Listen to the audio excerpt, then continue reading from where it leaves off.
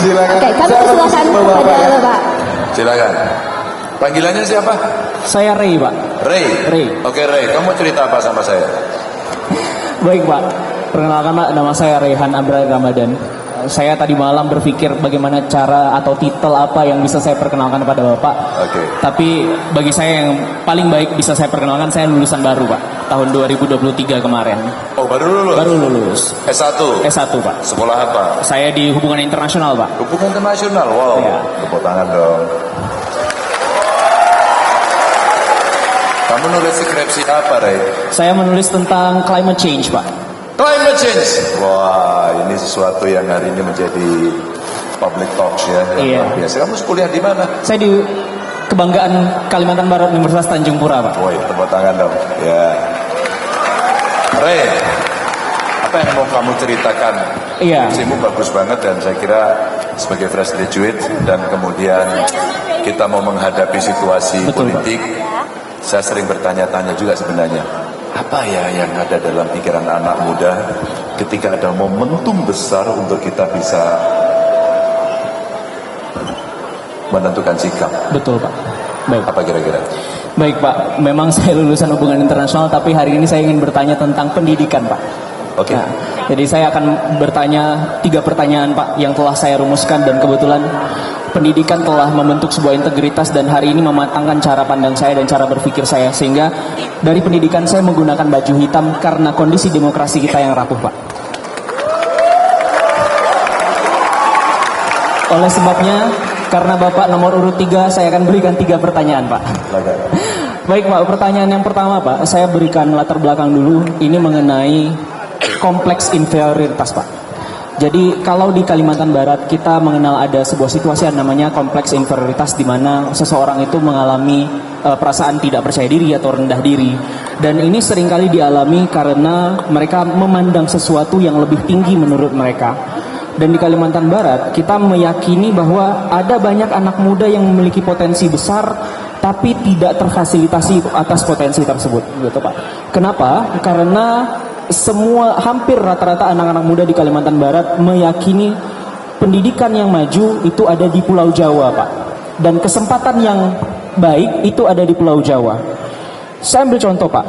Semisal ketika kami mendapatkan proyek besar dari perusahaan-perusahaan besar di Jakarta dan meletakkannya kepada saya diminta untuk meng-hire beberapa teman-teman saya. Saya mengajak teman-teman saya dan kemudian diletakkan, kamu mau budget berapa, mau dibayar berapa. Hari ini, Pak, anak-anak muda di Kalimantan Barat itu tidak berani dihargai tinggi dan bahkan mereka hanya meminta 100.000 saja karena meyakini bahwa mereka tidak setara dengan anak-anak di Pulau Jawa, Pak. Kalau ini cuma terjadi 1-2 orang, solusinya motivasi, inspirasi, selesai. Tapi ini terjadi hampir kebanyakan kita semua, padahal potensi kita luar biasa, Pak. Terlepas dari IKN, Pak, apa yang akan Bapak fasilitasi untuk bisa mengatasi inferioritas kompleks yang terjadi di Kalimantan Barat?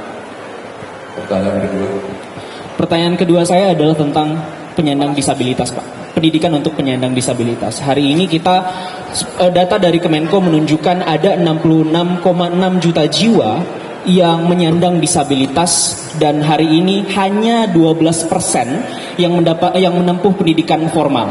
Seakan-akan hari ini pendidikan formal itu eksklusif sekali untuk penyandang disabilitas. Nah, ini pertanyaan mendasar, Pak, apa yang akan Bapak lakukan supaya pendidikan bagi penyandang disabilitas bisa terjangkau dan bahkan murah untuk mereka, gitu, Pak. Oke, pertanyaan ketiga. Nah, yang ketiga, karena background saya adalah memang dari akademisi juga, Pak, saya ingin menanyakan. Saya ngajar juga, Pak. Saya ngajar juga sempat ngajar di FISIP juga, Pak. 1 tahun belakangan ini. Hari ini, Pak, untuk anak-anak mahasiswa mendapatkan jurnal ilmiah yang mereka ingin pelajari itu sangat sulit sekali, Pak, karena biayanya sangat mahal. Pun kalau mereka bisa mengakses jurnal tersebut, mereka harus membayar dengan harga yang mahal dan dapat diakses hanya 48 jam saja, Pak. Itu menunjukkan bahwa hari ini universitas tidak memiliki pendanaan yang besar untuk bisa mengakses jurnal tersebut. Padahal publik umum dan mahasiswa, Pak, itu punya hak untuk bisa mengakses pengetahuan. Walaupun pengetahuan sudah bisa diakses dimanapun dan kapanpun, tapi harganya sangat mahal, Pak. ini menunjukkan bahwa kita hari ini masih kesulitan dalam mengakses pengetahuan. Nah, yang kemudian berikutnya adalah Pak, ada kekhawatiran, ini ditulis oleh Profesor Budiman Minasni, beliau adalah profesor di Australia. Beliau menunjukkan kekhawatiran bahwa hari ini banyak peneliti di Indonesia yang menulis artikel jurnal ilmiah itu lewat proceeding, lewat seminar Pak. Sehingga Scopus melihat bahwa Indonesia itu tertinggi di Asia Tenggara untuk publikasi jurnal ilmiah Pak. Tapi dari 51.000 yang diterbitkan, sebagian besarnya itu proceeding hasil seminar internasional Pak. Sehingga banyak yang beranggapan, dunia internasional beranggapan bahwa Indonesia memiliki kualitas yang rendah dalam publikasi. Artinya satu Pak, kita mementingkan kuantitas daripada kualitas Pak. Bagaimana apa yang akan Bapak lakukan supaya ini bisa, pertama ini terjangkau, dan yang kemudian kedua peneliti bisa menghasilkan kualitas. 3 pertanyaan ini suasananya rasanya kayak debat kandidat. Tapi nggak apa-apa. Saya mau sampaikan pertanyaan Ray ini sebut sebagai representasi anak muda, keren, berbobot, dan saya orang meyakini inferiority complex tidak perlu ada. Karena apa? Ray sudah menunjukkan dirinya bahwa dia tidak hanya setara dengan pendidikan yang tadi dikhawatirkan lebih rendah dari Jawa, tapi dia dengan pertanyaan ini kualitasnya sudah melebihi yang dari Jawa. Itu tadi disampaikan Ray. Terima kasih Ray. Satu-satu ya. Inferiority complex. Kalau kita melihat seperti itu, hari ini seluruh batas-batas wilayah itu hilang. Karena apa? Karena alat ini. Maka kalau kemudian kita mau mencari sesuatu, alat ini menjadi tempat yang terbaik. Boleh dibantu yang ngurusi sound? Ya. Boleh mic saya lebih bagus lagi suaranya? Atau saya mixing sendiri? Waduh, ini kelihatan waktu mahasiswa juga kerjanya ngurusin mic. Maka teman-teman, saya ingin sampaikan bahwa inferiority complex tidak perlu ada, karena sebenarnya orang bekerja juga tidak harus ada di Kalimantan Barat. Padahal kami punya loh Pak, kemampuan yang melebihi sumber daya manusia yang ada di Jawa. Saya tidak bermaksud mendikotomi, tapi hari ini karena Ray menyampaikan bahwa in case itu terjadi di Jawa, maka sebenarnya saya mau jadikan case saja. Kasusnya adalah di Jawa. Tidak perlu. Kenapa di sini bayarannya minta umpama 100.000, di sana 1 juta umpama? Kamu ambil yang di sana aja. Kamu bisa kerja dari rumah, pakai ini, dan kemudian kamu gerakkan ini. Kamu subscribe di sana, selesai. Beres. 2 anak kakak adik di Salatiga, dia mengikuti lomba, dan lomba itu kelasnya internasional untuk membuat satu komponen pesawat terbang. Silakan di Google.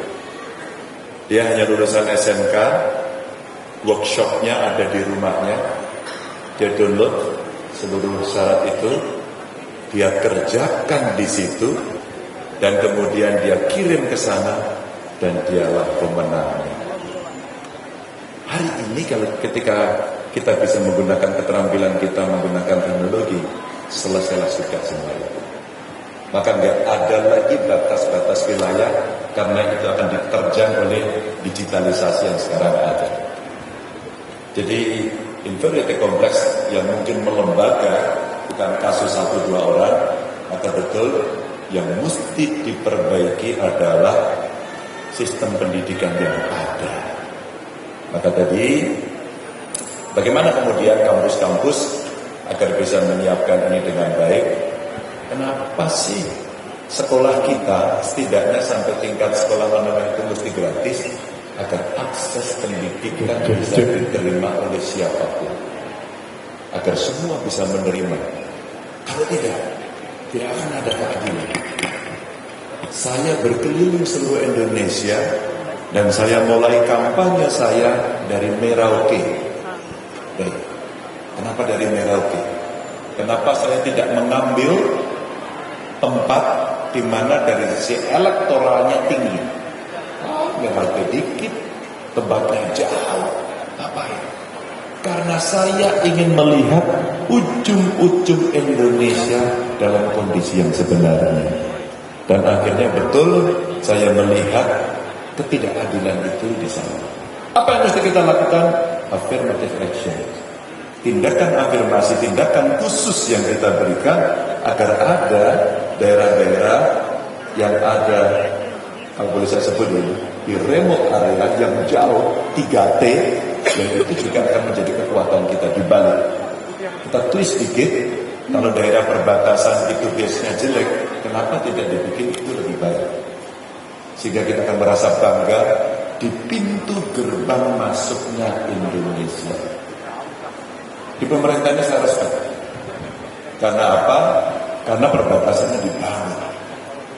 Meskipun belum semuanya, tapi jauh lebih baik dari sebelumnya. Salah satu orang yang dulu ngotot untuk memperbaiki perbatasan itu namanya Pak Cornelis, mantan gubernur.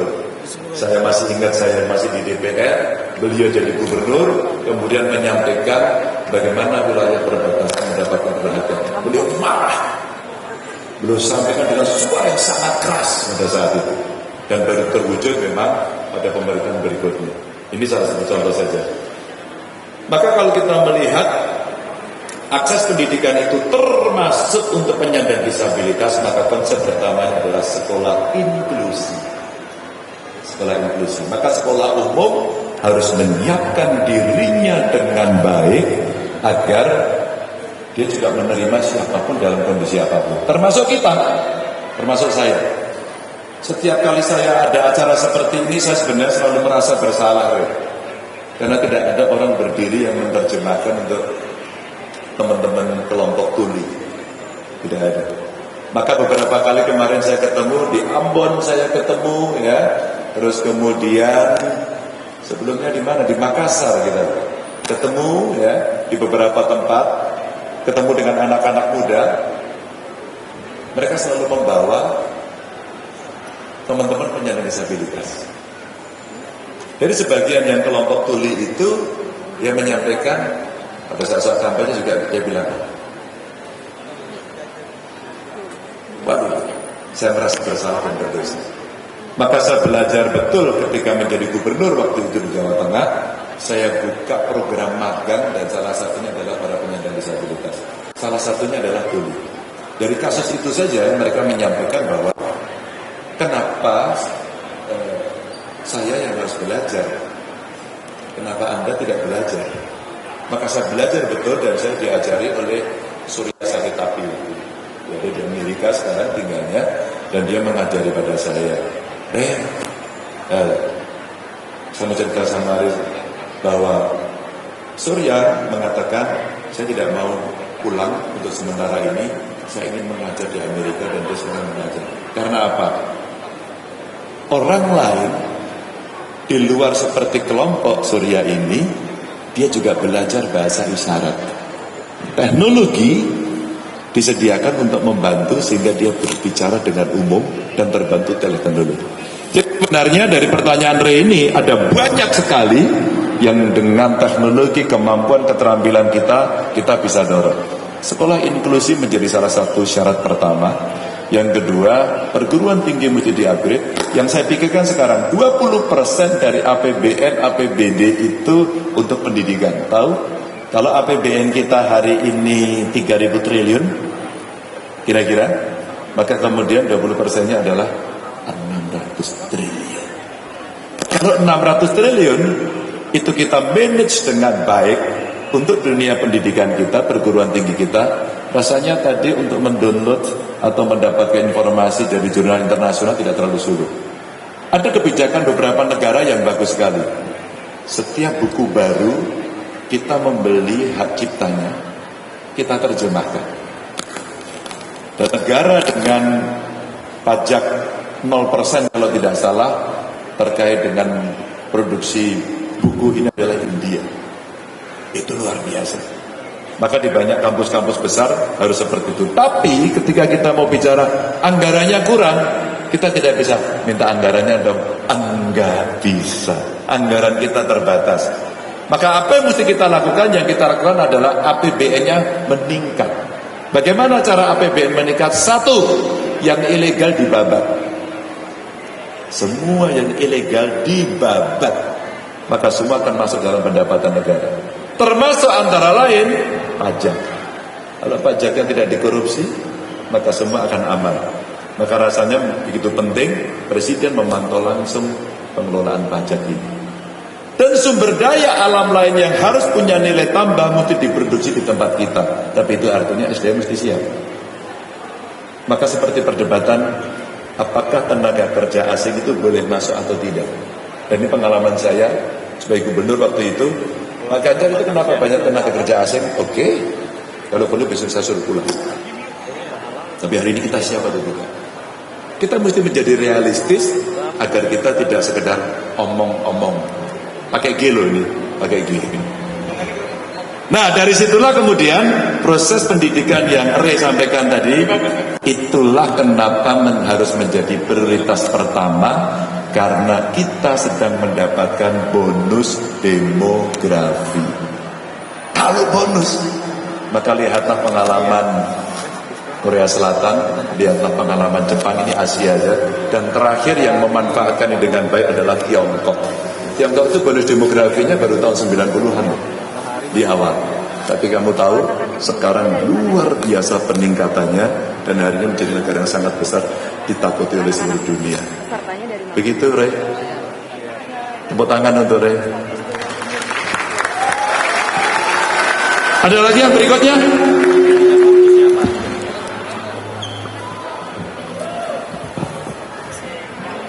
Ada lagi? Baik. Atau langsung dari floor mau nanya? Baik, langsung saja membuka pertanyaan ya. Mungkin anak-anak muda di sini sudah penasaran. Anak muda Kalimantan Barat mendengar visi misi yang sudah disampaikan oleh Bapak Ganjar Pranowo. Bukan visi misi. Bukan visi misi. Itu langsung tanya jawab. Langsung tanya jawab. Oke, baik. Langsung saja kita buka sesi pertanyaannya. Kita membuka 2 pertanyaan saja. 2 pertanyaan, saya persilakan untuk angkat tangannya. 3 pertanyaan. 1, ada yang lain? 2. Nanti dulu ada, saya punya syarat. Gimana? Syarat yang pertama harus perempuan dulu. Harus perempuan dulu. Boleh. Harus perempuan dulu? Angkat tangan siapa tadi sudah ada? Angkat tangan. Boleh panitia, Boleh panitia dibantu, diambil. Yang mana? Boleh? Boleh panitia. Panitia dibantu. Siapa yang paling belakang itu? Oke, silakan. Yuk. Yang di belakang itu. Yang pakai baju apa, Pak? Yang pakai baju hitam boleh. Yang pakai baju hitam, pakai masker. Boleh. Silakan. Yang lain angkat tangan, itu mewakili bagian depan.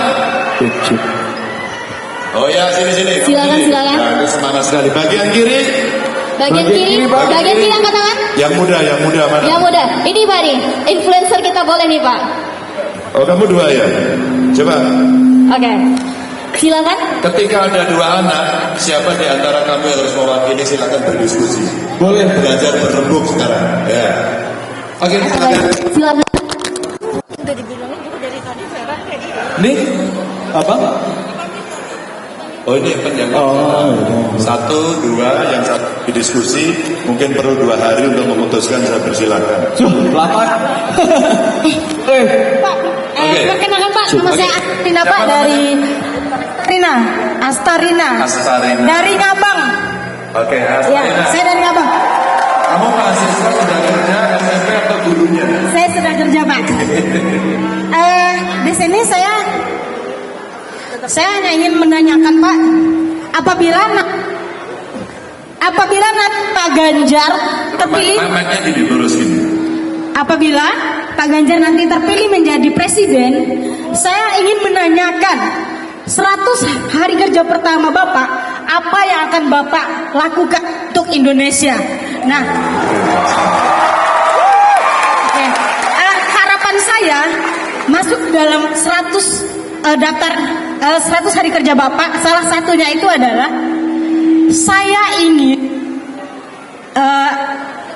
meminta Bapak untuk segera sahkan undang-undang tentang perampasan aset bagi koruptor. Indonesia ini Indonesia ini kaya akan sumber daya alam. Tapi kok kita melihat banyak sekali rakyat Indonesia masih susah payah. Nah, itu semua karena terlalu banyak kasus korup yang sampai saat ini itu nggak tahu undang-undang itu kenapa sampai sekarang tidak disahkan. Yang kedua, saya ingin juga masuk dalam list Bapak, tolong jangan hanya pas kampanye ini muncul terus mengenai pelanggaran HAM. Itu harapan kami juga. Itu mohon untuk segera diselesaikan agar ini tidak menjadi bahan yang selalu digunakan terus saat pemilu. Kami ingin kebenaran itu hadir, kebenaran itu ada untuk rakyat Indonesia. Ya. Oke, tepuk tangan teman-teman buat Terima kasih. Tepuk tangan. Langsung dijawab ya. boleh Pak. Saya tidak punya program 100 hari pertama. Kenapa harus 100 hari pertama? Kenapa? Ada yang bisa menjawab? Kenapa kok selalu orang bertanya 100 hari pertama? Ada yang bersejarah? Di banyak negara maju 100 hari pertama seorang presiden begitu dilantik dia punya hak untuk merubah apapun. Indonesia tidak. Indonesia tidak. 100 hari pertama mengesahkan undang-undang gak mungkin. Ada mau saya bohong? Atau saya kasih jawaban yang tegas. 100 hari pertama yang memungkinkan kalau pada konteks undang-undang perampasan aset adalah lobby dengan DPR masuk prioritas dan masuk sidangnya dibahas. Makanya bisa saya 2 periode jadi anggota DPR dan pada saat itu saya berada di badan legislasi. Saya tidak akan membohongi anak muda. Saya yang paling rasional. Nah, kenapa tidak ada 100 hari pertama? Mau apa untuk tidak kewenangan di 100 hari pertama? Kecuali Anda berada di negara luar sana. Begitu presiden bertanda tangan yang bisa melakukan apapun. Di Indonesia, presiden harus mengikuti seluruh peraturan perundang-undangan yang dilakukan. Tapi saya mau sampaikan sama kamu. Saya sekarang sudah mendesain kalau pelantikan presiden itu bulannya adalah Oktober, maka 2 bulan yang bisa dikerjakan adalah KTP Sakti. Apa itu KTP Sakti? Satu data Indonesia yang bisa kita pakai untuk menyelesaikan persoalan. Apakah seluruh persoalan? Belum. Baru masuk pada 2 sektor yang hari ini relatif siap. Satu pendidikan, datanya bagus. Yang satu kesehatan. Yang lain belum. Ini mau tak kasih data ya. Yus. Maka apa yang bisa kita lakukan? KTP Sakti inilah pendataan pertama yang bisa kita pakai dalam 2 bulan dari sisa anggaran berjalan sampai bulan Desember. Baru 2025 teman-teman kita menyiapkan lagi itu. Kalau Oktober dilakukan, maka kita akan lobby kembali ke DPR agar melakukan fitting anggaran sesuai dengan apa yang diprogramkan. Karena apa? Di 2025 seluruh anggaran itu yang menetapkan adalah pemerintahan hari ini. Baru yang nanti yang paling murni itu di 2026. Oke? Rasanya yang ini tidak banyak diketahui oleh publik. Rasanya. Maka sebenarnya komit yang disampaikan apakah kemudian pemberantasan korupsi itu menjadi penting termasuk perampasan aset, jawabannya sangat penting. Dan Anda, kalau Allah yang hadir hari ini, Anda adalah pendukung Ganjar Mahfud semuanya, maka kami berdua punya track record bersih.